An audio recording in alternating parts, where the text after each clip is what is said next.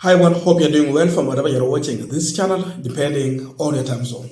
Now, most of you saw what happened in Bungoma County at the SCK church when the Bungoma governor Ken Lusaka walked into the church with money in a bag, 5 million Kenyan shillings, and he made the announcement on the altar and later handed over the money to the Anglican bishop of Bungoma County.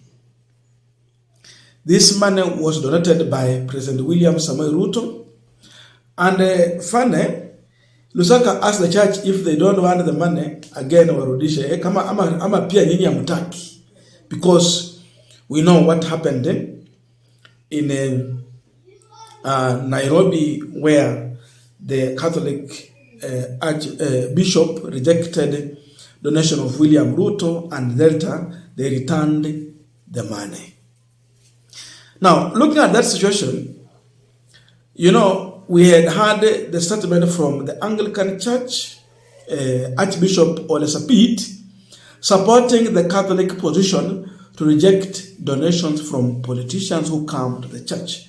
Ole Sapit had set some rules that if a politician will enter any of the Anglican church across the country, number one, they are not allowed to speak on the altar. Come attend the service in silence. Then you go. If you want to address the people, wait from outside. Number two, if you have an offering, please give your offering in silence. Don't announce what you have brought to the church and just offer the same way other congregants are doing it. Simple. Wacha kupiga kelele mingi kama umekuja na pesa kanisani uanze kutangaza nimeleta kipesa kiwango hiki. I look at that and I knew there is no politician who will do that. When they come, their money must speak very loud. They want to announce figures. That is what politicians will do. And therefore, Lusaka could not give the money in silence. He had to announce and call the bishop and give the money and show off 5 million Kenyan shillings. Hard money. Solid cash. Askofu na kanisa letu, we are blessed. Mimi nimetumwa na Mheshimiwa Rais na shilingi milioni 5. 5 million. Iko wapi? Leta. I hope haitarudishwa. Leta rudone. Mkikataa mnipatie mimi mwenyewe.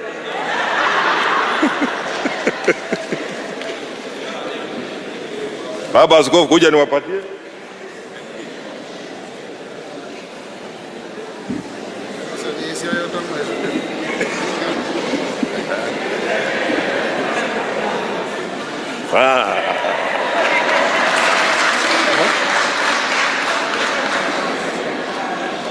Haya. Shika this. Shika.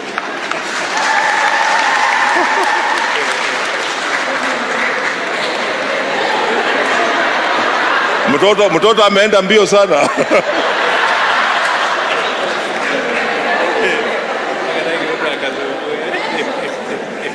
Bishop amesema hatarudisha hii.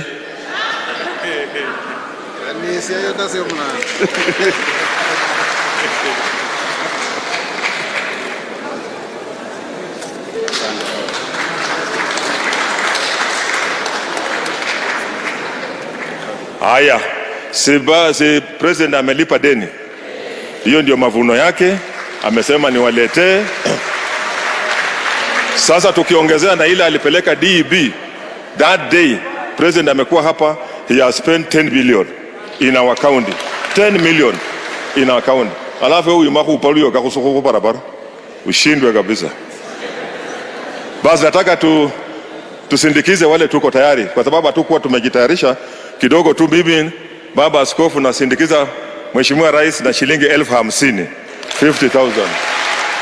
Now after this, the NCCK had a press briefing in Limuru, and Ole Sapit also got another opportunity to address the Kenyans and give his view as far as what happened in Bungoma, because now it was touching on one of his churches. From that presser, he later gave a directive to the Bungoma bishop to refund the money that Lusaka had gave to the church from President William Samuel Ruto. You look at this, there is a way in which I am now starting to believe that Ruto and his government are trying to bring some war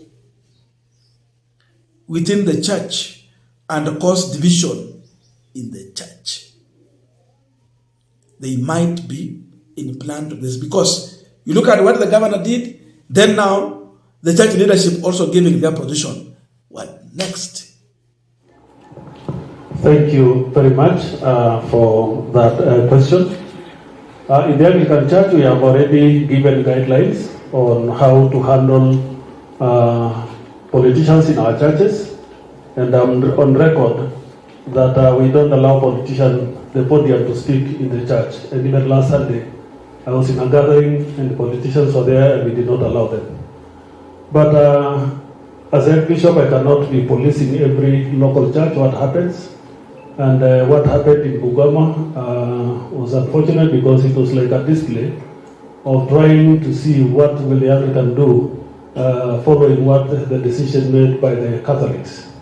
All I can say is that bishops run dioceses with a high level of autonomy, and individual decisions by bishops will lead to them to make their decisions.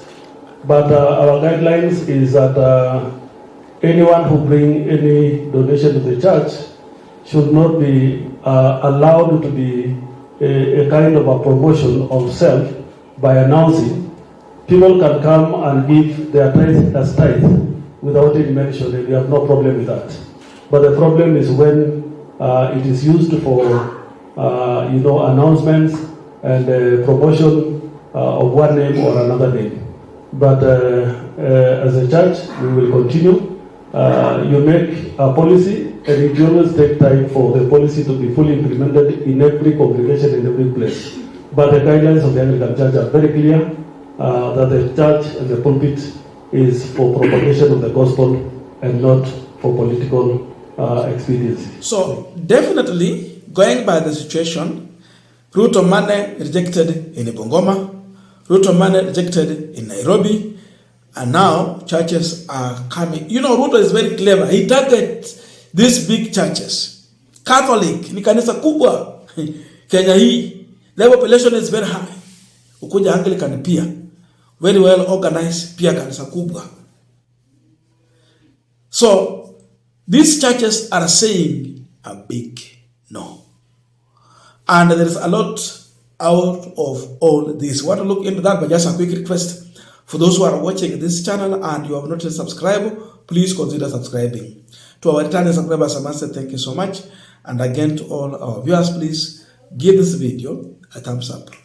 Thank you so much, and back to this discussion. Now, looking at this, it makes me now to start understanding why Ruto was saying that there is a satanic spirit that have captured Kenyans, such that they have developed a spirit of rejection of everything that he's doing in his government. So, going by the event in Bungoma, I think it was clear that, someone is disturbing me here, it was clear that the regime was looking on how the bishop and the Anglican Church was going to react. Because look on how the governor gave the money. It was strategic.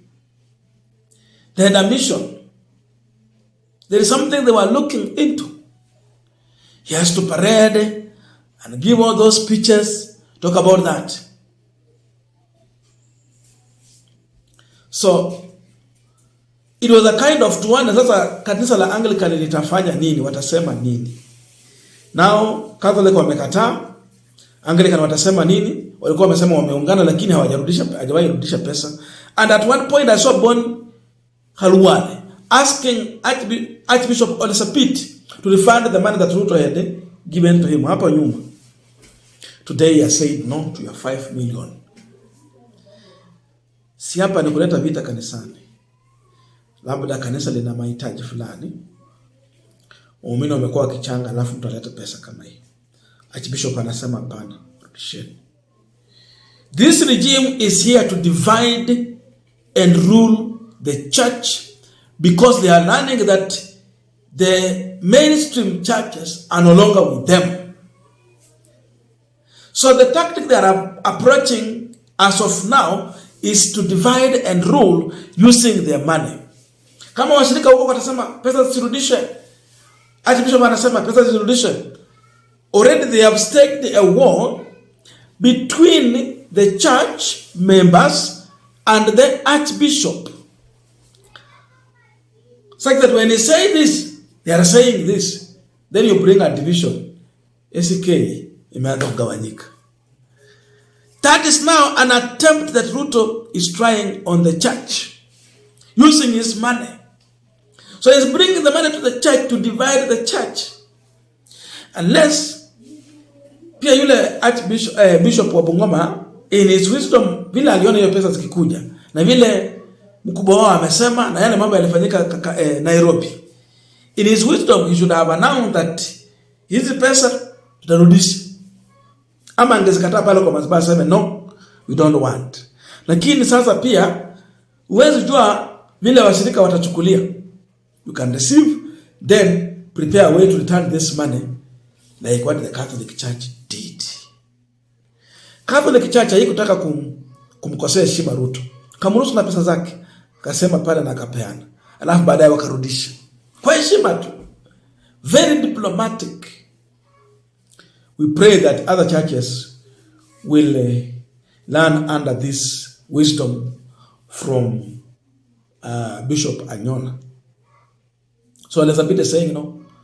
Sasa saa hizi pesa zako hatutaki, weka nayo, na hiyo pesa amepeana directive, return the money. Ole Sapit is simply telling Ruto, we are tired, we have seen you want to divide our church, and your process is something questionable. So keep your loot.